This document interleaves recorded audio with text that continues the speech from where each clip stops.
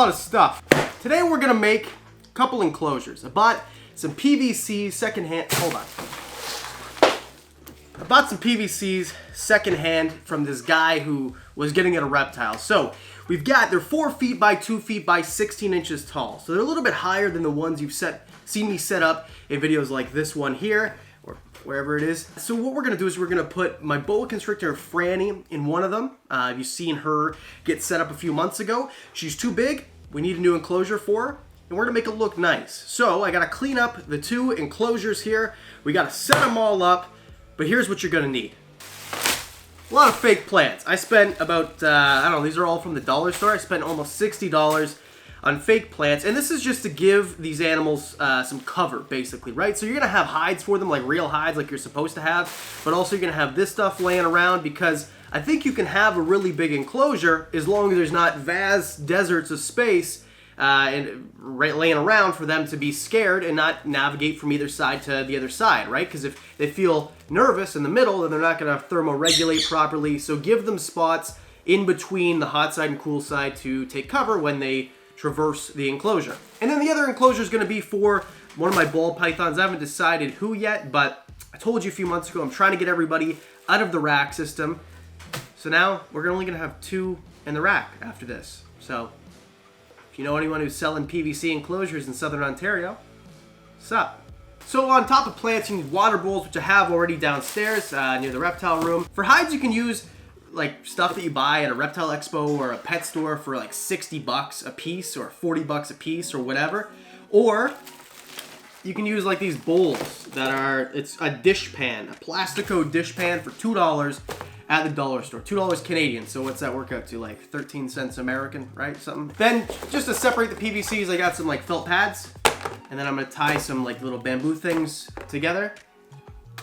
That's it from the dollar store. On top of all that, you're gonna need to heat them, right? In order to do that, I use heat panels, and these ones here are actually gonna go on the other ones. I've got 2 that are only 12 inches high downstairs, 2 PVCs that are already only 12 inches high downstairs, and I've got 80-watt heat panels on them, which is overkill. I don't need them to be that aggressive. And there was no 80-watt heat panels left at Dino Reptiles where I buy my heat panels, so I got some 40s instead, which is gonna work perfect for the 12-inch high. So I'm gonna have to take those from the 12-inch and put these in the 12-inch, and then put the ones in the 12-inch in the bigger ones. It's gonna be kind of a pain in the arse, but I don't know, let's make some animals happy and stuff. And you're gonna need a way to thermoregulate or control the temperature of the heat panels. Don't just plug them into the wall. That's stupid. Let's get all this. And you're gonna need lights. Well, maybe, right? As long as your room has lights in the room, or there is light coming through the window and they have a light cycle for whatever animal it is, you're good for boa constrictors and for ball pythons. They don't need UVB or a basking bulb as long as they have heat coming from the top or bottom. Generally, a place on the bottom that catches heat from the top works also. So I got some of that. So these lights I've used before, but now they changed the packaging and the receiver. So for the same price I used to pay, they are now smart lights, which is awesome. And if you've watched some of my other videos, especially this one here about things to buy reptile enthusiasts, you know that I love putting things on timers. It's great because everything kind of turns off when the sun goes off, or goes on when the sun turns off. Thermostats are the other thing that you need. I've never used these ones before. I'll link them down in the description below. But the ones that I normally use, the iPower ones, are no longer available. They are not sold in Canada anymore for whatever reason. So, I mean, we'll give these a go. But what we gotta do first is clean.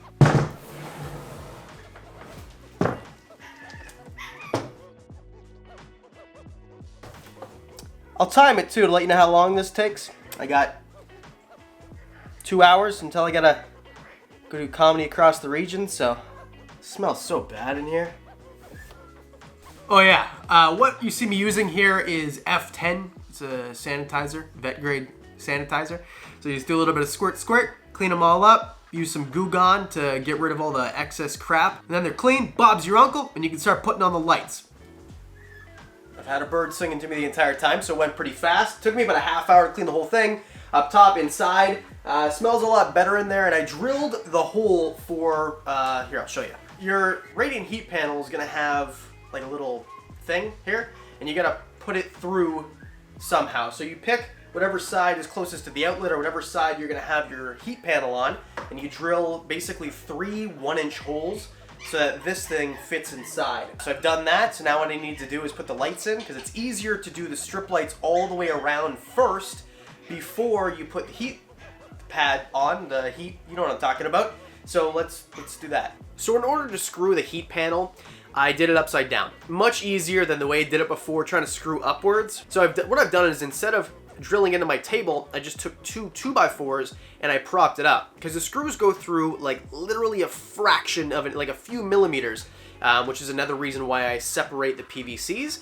But this way I know it's secure and it's not going to fall down on the animal. So I've done that. I use this stuff called gaff tape, some people will call it. It's the best tape that there is, and it doesn't leave a residue, which is why I used it, because I just cleaned the freaking thing. I don't want residue all over the place.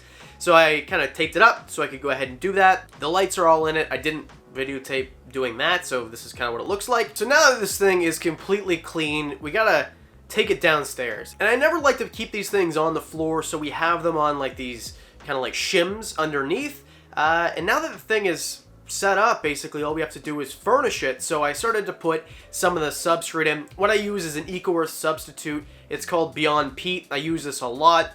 They do not sponsor me, but I mean, if you want to. And now this one that's on the floor, I've got 2 of them, right? So this one I decided is going to be for one of my ball pythons, because they're a little bit more manageable. So when I'm like down, crouching down, trying to, you know, get at a ball python, I feel more comfortable than if I was down there trying to get my very fast, very unpredictable boa, who's going to go above that. They're going to need 2 hides, right? One on the cool end and one on the warm end, with a bunch of foliage in the middle, or anything that would kind of make it so that they're not exposed right in the middle of the enclosure. And then I just dumped a bunch of foliage around it, and some of them had some wiring on them, which is really cool because I could wrap it around or make it so that it would be kind of stuck where it is.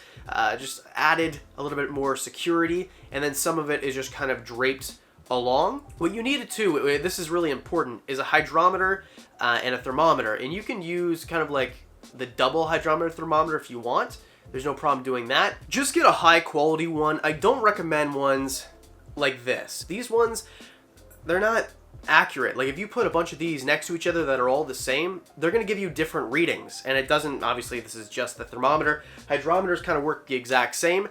I don't recommend them. Get something digital, get something that's high quality, and stick it on one side of the enclosure and get another one for the other side. The thermostat that I chose to use, I just chose to use it because the iPower ones I'm used to weren't available. This one actually works pretty well.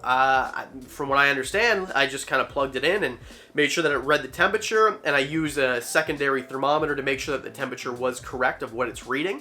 And I even like kind of dinged the probe with the laser on the temperature gun, right? So you could see how much that temperature is actually exact, and it works fine. And what I've done with all the other ones is I've used like a double-sided adhesive to put it to the tank, or I've used Velcro, which works okay if you get it from the dollar store. I'd suggest like a higher quality one, because this one is near a wall and an outlet that I can actually access, where the other one's kind of hidden and I have to move stuff to get around it. I just put a little nail, like a little brad nail, into the wall, and that's it. I just hung it right there, so it kind of works.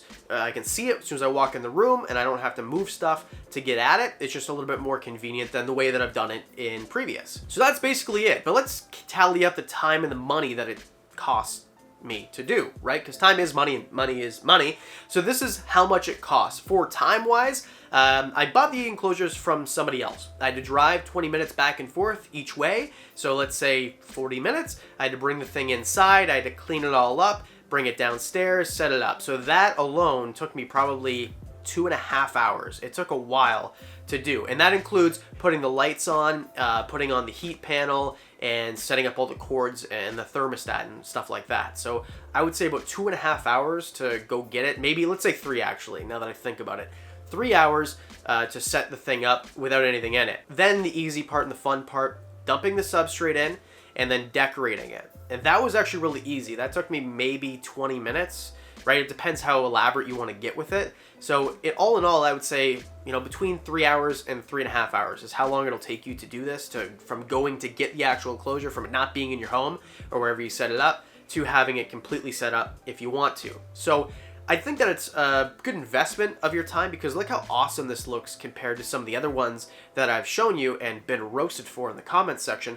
I'm going to do more like these, so stick around, hit the subscribe button if you haven't already, I'd appreciate it. The money thing is something you're going to ask about too. Now, all in all, to buy the enclosures, I got a deal. I bought, so these ones, by the way, are $300 Canadian, brand new.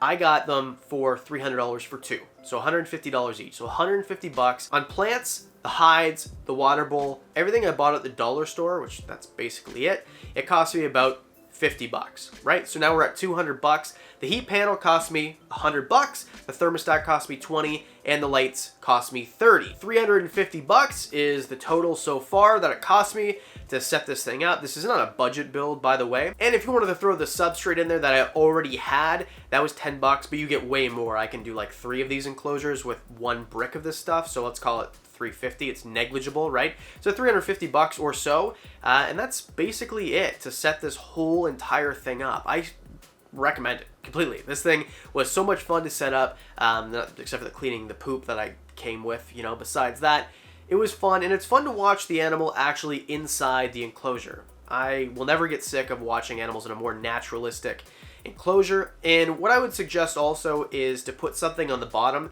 that grabs heat, like a patio stone, which I'm gonna go get. I just didn't find any at the dollar store where I normally do. Normally they have them there for 4 bucks, but it's, you know, January, so they don't have them available, so I don't have to go to a hardware store and do that. But I always suggest putting something to catch the heat so that they can take heat from the bottom.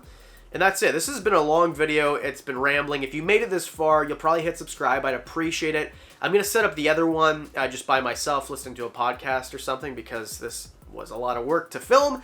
So next week, I'm going to show you that as well. And then, of course,